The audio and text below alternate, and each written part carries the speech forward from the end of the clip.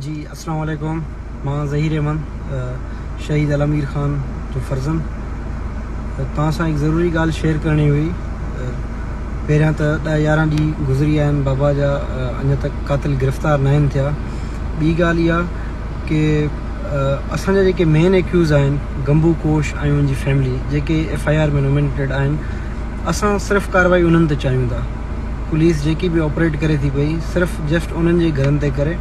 बाक़ी छो जो करे बाबा अमन जो पेकर हुयो, उहो अमन जो सफ़ीर हुयो, उहो सॼी ज़िंदगी अमन जो दर्श ॾींदे ॾींदे उहो शहीद थी वियो।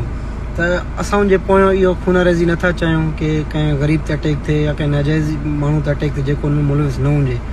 असां पुरज़ोर अपील था कयूं पुलिस खे बि त इहो तासुर न ॾिनो वञे कि असांजी आड़ में कंहिं ॿिए ग़रीब खे बि उहो तंग वग़ैरह करनि या उन ते ड्रोन ऑपरेशन थिए।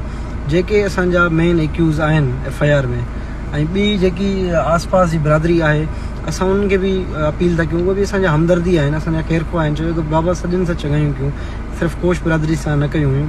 उन्हनि खे बि अपील आहे कि उन्हनि खे महिरबानी करे जेके असांजा मुलज़िम आहिनि गंबू कोश ऐं उनजी फैमिली, महिरबानी करे न उनखे पनाह ॾियनि न उनखे सपोर्ट ॾियनि। अदरवाइज़ उहे कंहिं बि क़िस्म जी फैसिलिटेट उनखे करनि था पिया त पोइ उहे ऐं पुलिस उनजो पंहिंजो मैटर आहे, उहो पाण ज़िम्मेवार हूंदा।